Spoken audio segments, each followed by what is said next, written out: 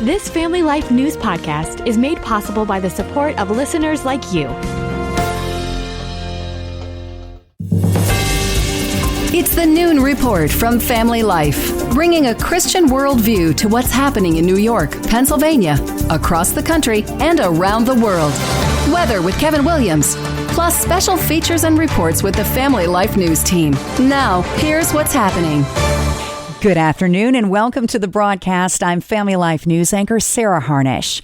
Some towns are breaking heat records that are dozens of years old today. Dallas, Memphis, Chicago, D.C., and New York City all reaching max heat indexes of more than 100 degrees. Meteorologist David Parkinson. We've got record high temperatures being forecast in Baltimore, in Philadelphia, and in New York City as well. Could even see some records on up into New England. In Charlotte, North Carolina, cyclists are gearing up for a 24-hour event that benefits cancer research. We've got Gatorades, electrolytes, hydrating foods like coconut water and watermelon. We have got cooling rags that people can dunk into ice water. We've got misting tents and misting fans. A lot of cities in the Family Life listening area are actually down 10 degrees today from yesterday. Kevin Williams has your forecast in a few minutes.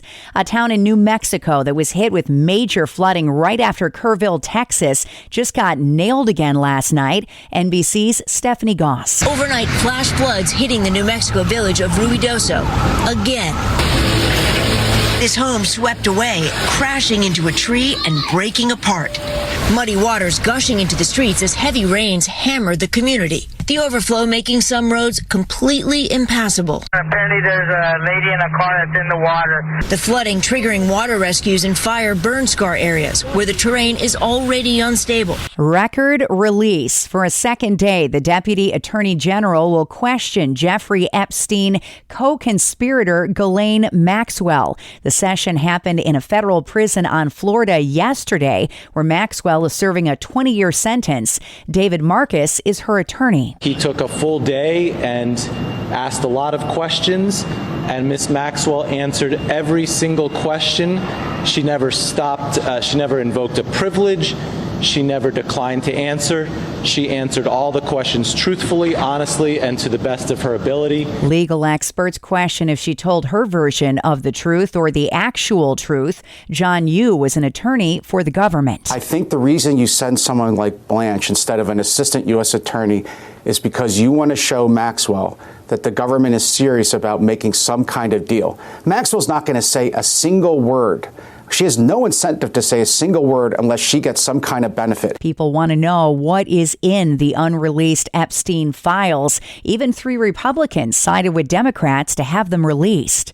President Trump, who warded off questions about the Epstein files Thursday, had a tense photo op with Federal Reserve Chairman Jerome Powell. CBS reporter Nancy Cordes says it started with a tense exchange about the cost of construction on the Fed building. A lot of very expensive work. There's no question about it. President Trump and Fed Chairman Jerome Powell had only been together for a few minutes, touring the Fed's renovation before Trump confronted him over the cost. It looks like it's about $3.1 billion. It went up a little bit, or a lot. So the 2.7 is now 3.1. I'm not aware of that. Powell notably shook his head and challenged the president's numbers. You just added in a third building is what that is. That's a third building. Well, no, but it's a building that's being built.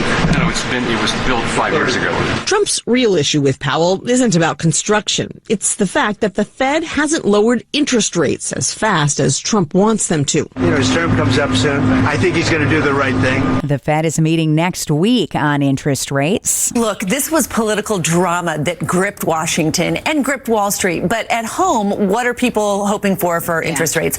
The Fed is unlikely to lower interest rates next week. That means no, relief for refinancing a mortgage or for buying a home. NBC correspondent Christine Romans translates the back and forth between Trump and Jerome Powell. But maybe in September, there's a chance at that meeting, the Fed could start to lower interest rates. And assuming inflation doesn't spike, you could see a couple of rate cuts later this year. So outside of the political drama, for those of us who are trying to figure out how to handle our household budgets, there could be lower rates ahead. Happening today, President Trump heads to Scotland in what the White House says is a private 4-day trip. The president plans to meet the first First Minister of Scotland and sit down with British Prime Minister Keir Starmer as part of his first trip to the UK since his re-election.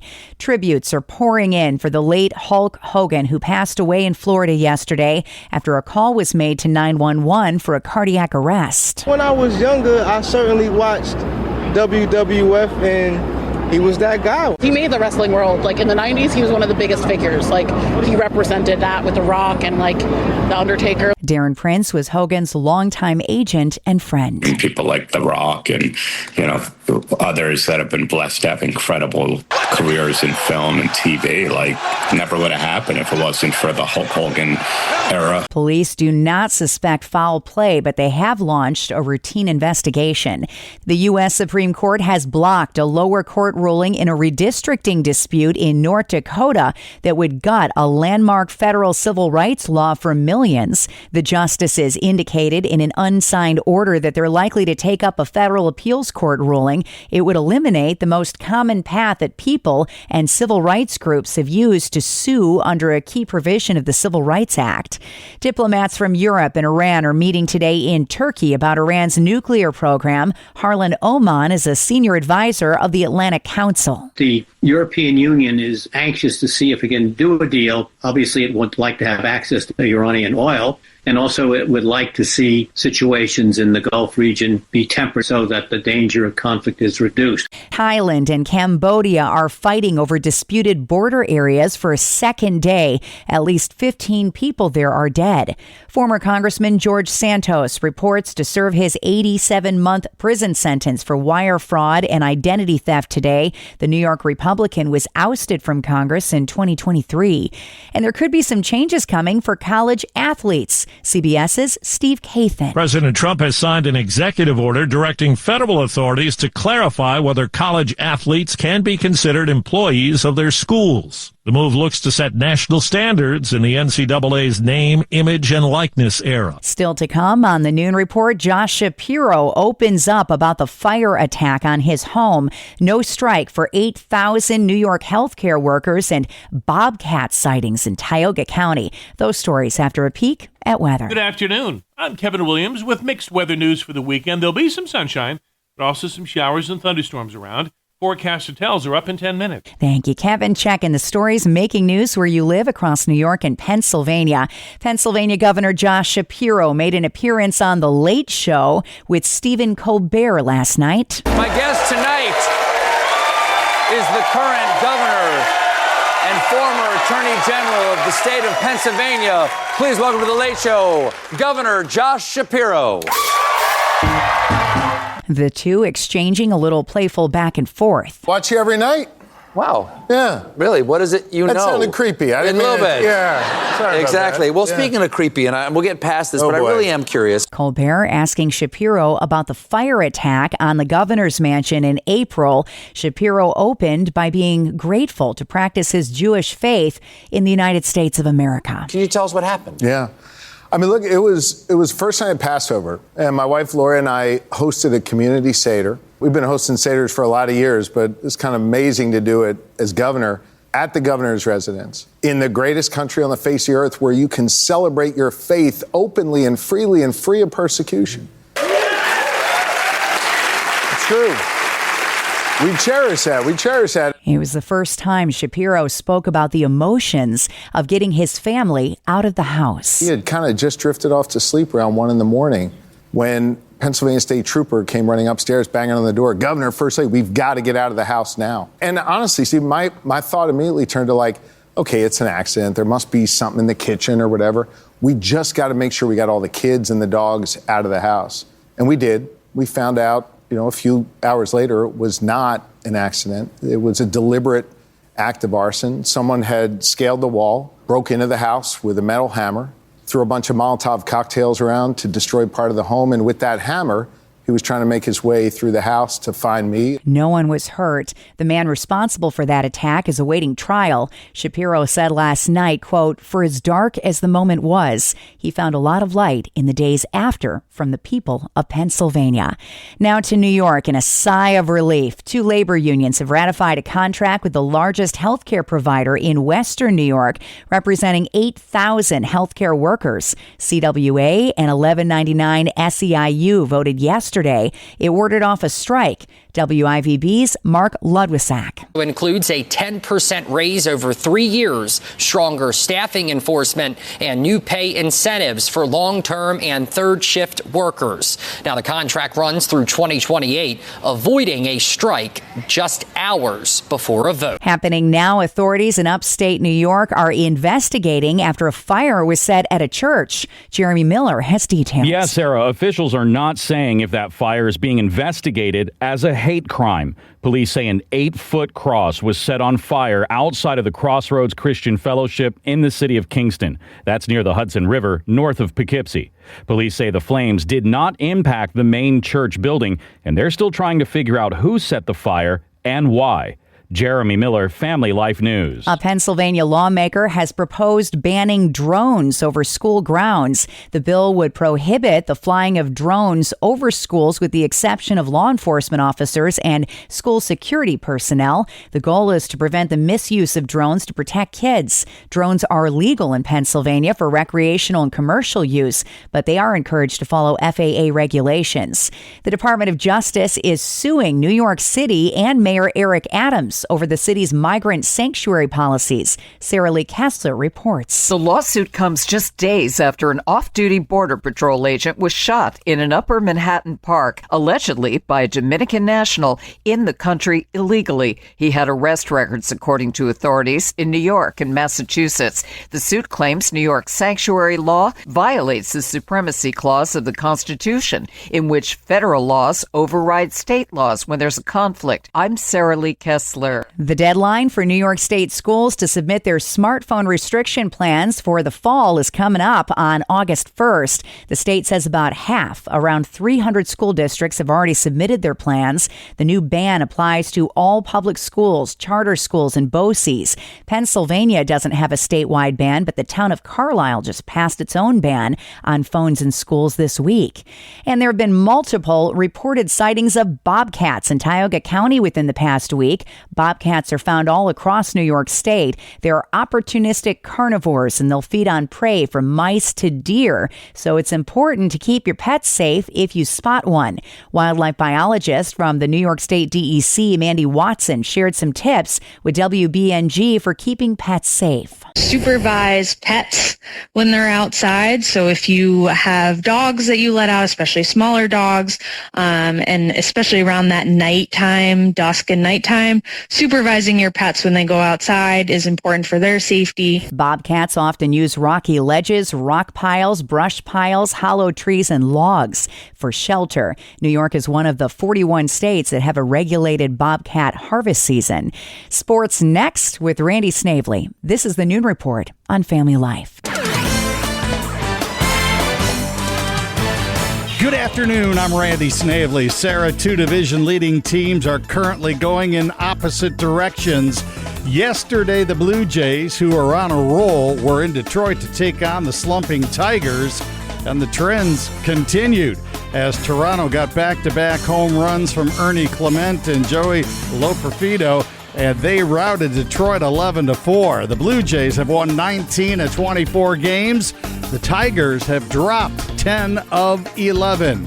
In Houston, the Western Division leading Astros couldn't muster a whole lot against Luis Severino as the Athletics won the game 5-2. Severino fanned 8 over 7 innings, allowed the 2 runs on only 4 hits. The second-place team in the American League West, Seattle, they played long ball against the Angels. Julio Rodriguez, Randy Arozarena, and Jorge Polanco all went deep to help the Mariners to a 4-2 victory. Elsewhere in Cleveland, the Guardians were going for a 4-game sweep against the Orioles, but Gunnar Henderson said, not going to happen. He drove in Alex Johnson with the go-ahead run in the 7th inning. Baltimore edged Cleveland 4-3. The Cardinals got 3-run home runs from Brandon Donovan and Wilson Contreras, and also a solo shot from Ivan Herrera. They held off San Diego 9-7. You know, the Padres do not like playing in St. Louis. The Cardinals are 173-87 against San Diego all time. Their .665 win percentage is the third best by one home team against any visitor in Major League Baseball history, with a minimum of 100 games. And finally this, the first big trade has happened. The D-backs sending Josh Naylor to Seattle for lefty Brandon Garcia. That is a look at sports. Still to come on the Noon Report, a look at Alzheimer's disease and the 105-year-old woman that just braved Niagara Falls made of the mist. A story you won't want to miss. Next. Welcome to Breakpoint, a daily look at an ever-changing culture through the lens of unchanging truth. For the Colson Center, I'm John Stonestreet. Sir Isaac Newton, in a letter written in 1675 to fellow scientist Robert Hooke, wrote this, quote, "If I have seen further, it is by standing on the shoulders of giants." Chuck Colson loved that quote, and he was one of those giants for so many of us. That's why it's our privilege to steward his legacy each and every day at the Colson Center. In fact, Chuck Colson believed that his most important legacy, more than any organization that he created or any book that he wrote, would be people. That's why he started what he called at the time the Centurions Program. Years ago, Chuck Colson, in his own words, described the important vision that he had for founding this program. Here's Chuck Colson. I have a burning passion. It's the first item on my prayer list every day. And that's to see a movement of Christians raised up from the churches to defend truth in the marketplace of ideas and to live out the gospel. Nothing less than this kind of an awakening can possibly save our quickly deteriorating culture. That's why I'm now spending all of my time working at Breakpoint and the Colson Center. One of my major projects is developing Christian leaders who can understand and defend a biblical view of all of life. We call this the Centurions Program. For the past 6 years, we brought 100 of the best and brightest into this year-long teaching effort to study under some of the best minds in the Christian world. It's demanding. We read books together, review movies, critique them, do a lot of teaching online, and have 3 residencies during the year in Lansdowne, Virginia, near our offices. Our Centurion graduates are like the Marines or Navy SEALs. They're on the front lines, the next wave of leaders. Can this work? Just 2 weeks ago, I was in Albuquerque, New Mexico for a rally on behalf of the Manhattan Declaration. It was organized by the Catholic Archbishop Michael Sheehan and a former congressman named Bill Redmond, who's a Centurion graduate. You can imagine my thrill when I walked into the convention center to see 1,600 participants, and they were on fire. They were there to learn biblical worldview, how to defend the sanctity of human life, traditional marriage, and religious liberty, to learn how to become activists. There were representatives from across the denominational spectrum: Southern Baptist, Nazarene, Assemblies of God, Methodists, Presbyterians, Catholics. The church had come together. And all this was organized by one gutsy archbishop and one Centurion graduate. They, in fact, have built a powerful network across the state of New Mexico. So yes, it can be done. And our Centurions are doing a whole variety of important tasks right across the spectrum. Look, folks, the reason the church today is having so little impact is too many Christians view their faith only in terms of a personal relationship with Jesus. But Christianity doesn't stop with salvation. That's only the beginning. We've got to learn how to present our worldview in a winsome way. And if we don't do this, it simply dooms our churches to isolation and irrelevance, just when our culture desperately needs the hope of the gospel more than ever. When Chuck passed away in 2012, the program that he started as the Centurions Program was renamed the Colson Fellows Program. I think Chuck would be absolutely ecstatic that this past year, over 1,500 Christians from across the country, even around the world, studied worldview, theology, and culture in the Colson Fellows Program. And they're now planning to apply what they've learned in the time and place where God has called and placed them. If you desire to make a similar impact in your community for Christ and to better understand what's happening in today's world through the lens of a Christian worldview, consider studying with the Colson Fellows Program this coming year. Applications are still being accepted for this year's program until the end of this month. So for more information and to apply, visit colsonfellows.org. That's colsonfellows.org. For the Colson Center, I'm John Stonestreet with Breakpoint. Good afternoon. Here is your Family Life weather forecast. A mixture of clouds and some sunshine, a shower or thunderstorm in spots. Activity will be a little more focused in eastern Pennsylvania. High temps 80s to near 90. Tonight will turn out partly cloudy, low temps 60s. Tomorrow, some sunshine for a while in New York, then it clouds up. In Pennsylvania, mostly cloudy, couple showers and thunder showers, highs in the 80s. Sunday, variably cloudy, couple showers and thunder showers around, with high temperatures in the 80s. Thank you, Kevin. This is the Noon Report on Family Life, and I'm your host, Sarah Harnish. Next at noon, a closer look at Alzheimer's disease with author Lisa Skinner. She wrote the book Truth, Lies, and Alzheimer's, Its Secret Faces, and is talking next with Family Life's Bob Price. Here's some of their conversation. Every one of us in some degree or another has been touched by this terrible disease.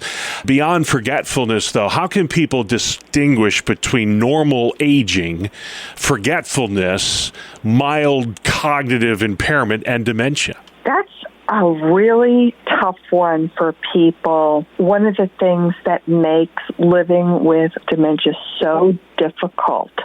As a matter of fact, most people are not diagnosed with Alzheimer's disease or a related brain disease that causes dementia until they're already well into the mid-stage of the disease. The symptoms, the behaviors, the signs are so subtle in the beginning. I can't remember where I put my keys, or why did I walk into this room? I can't remember. Oh, well, turn around, go out. Oh, yeah, that's why I walked into that room. I mean, these things happen to all of us. Yeah, that's so true. Lisa Skinner is our guest today to talk with us about her book, Truth, Lies, and Alzheimer's, Its Secret Faces. This affects so many people, and the rates of Alzheimer's in this country just seems to be like quadrupling every 5 years or so. What can families do proactively to prepare for a loved one's diagnosis with Alzheimer's or another form of dementia? Well, in 30 years of observing how families react to getting a diagnosis, I would say if that happens to your family, learn as much as you can about the impact that Alzheimer's disease and some of these other brain diseases actually have on the brains of people living with it. I mean, this disease impacts all of our cognitive abilities.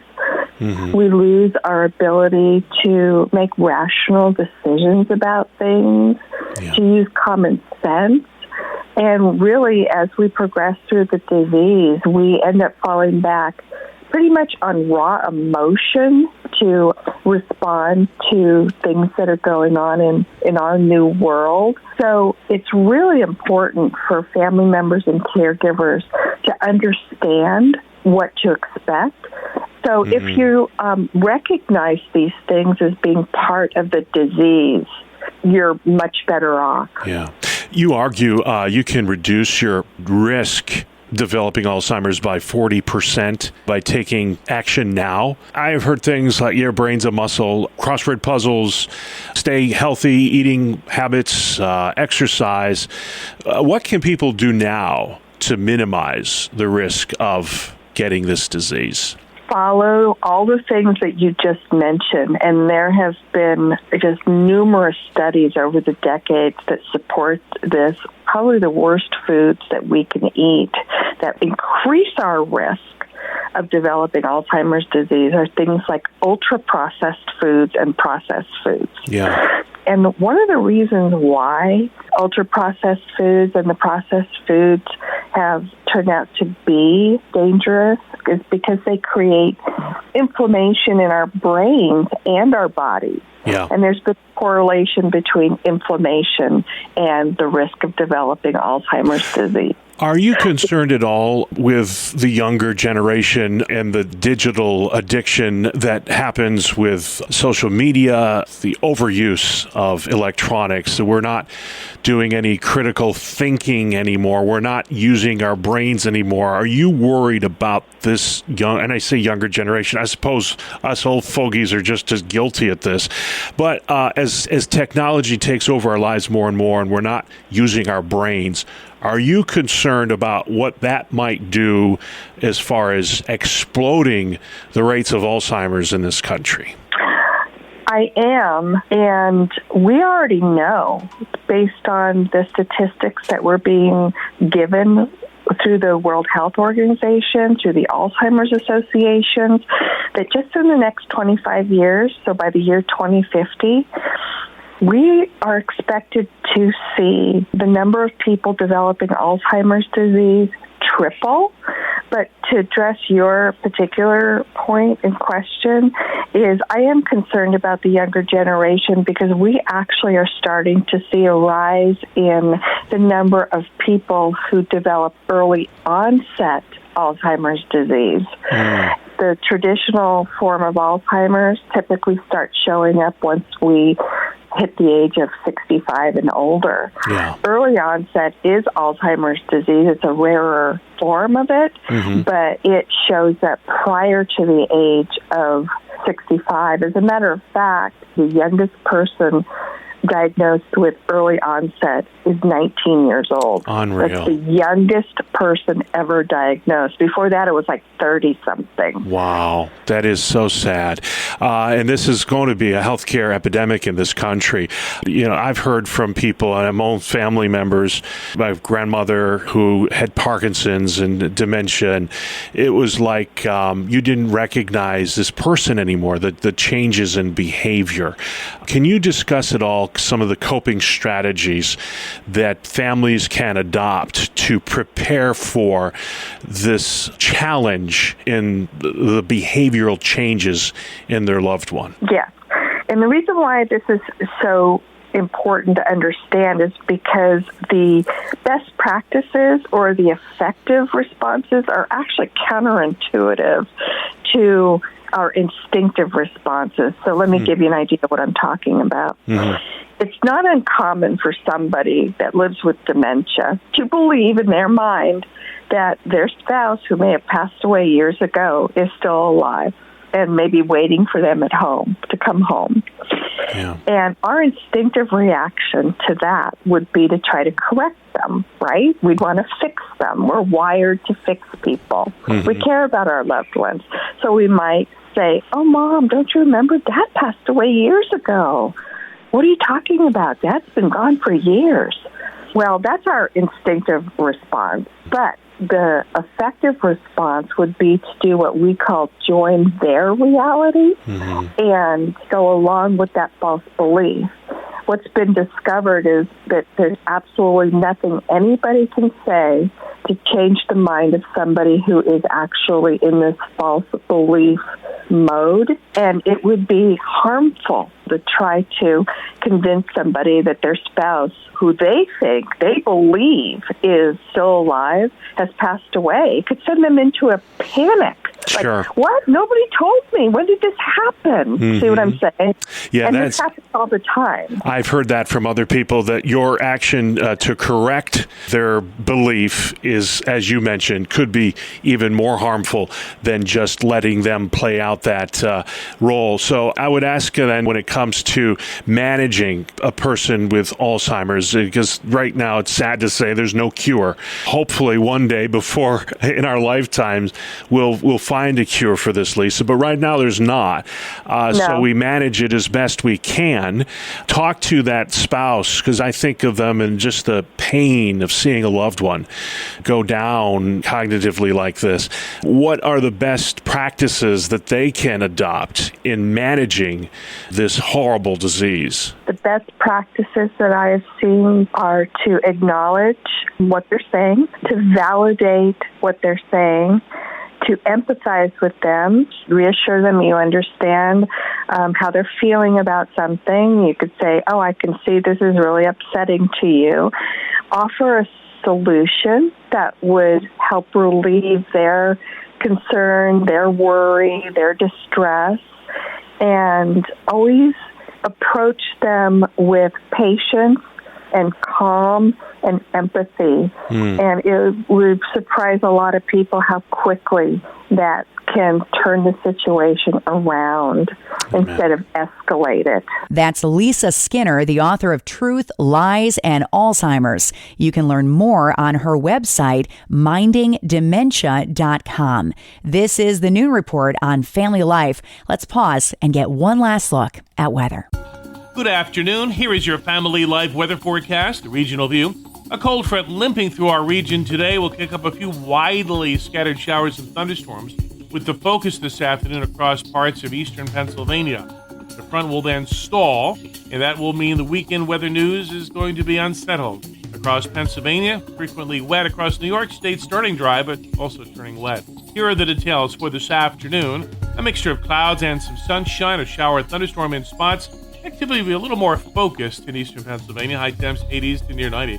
Tonight will turn out partly cloudy, low temps 60s. Tomorrow, some sunshine for a while in New York, then it clouds up. In Pennsylvania, mostly cloudy, couple showers and thunder showers, highs in the 80s. Sunday, variably cloudy, couple showers and thunder showers around, with high temperatures in the 80s. Hey, at least it's not 100, right? Finally, at noon, a 105-year-old's birthday wish has been granted with a splash. The Maid of the Mist has been sailing the rapids of Niagara Falls for 130 years. But for Emily Bula, her wish for her 105th birthday was to go on the Maid for the first time. And the day before her birthday, that's exactly what she did. Hi, welcome aboard. WIVB reporter Hope Winter caught up with Emily as she came off the boat. What was it like on the boat?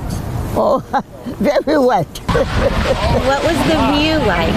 The view was beautiful. Emily soaking up what has been in her backyard for all of these years. Was it what you thought it would be? No, I never expected to see the rainbow. I didn't expect to get wet either, but I did. She really soaked it up. She just got a face full of water and she didn't mind. She just loved the experience and she was right on the bow of the Maid, and to see that joy in anybody's face, let alone someone who's 105 years old, is really fulfilling. Her recipe for a long life? Stay busy. And that's the world that we live in for Friday, the 25th of July. I'm Sarah Harnish, and this is Family Life News. You've been listening to the Noon Report, heard weekdays on Family Life. Thank you for listening.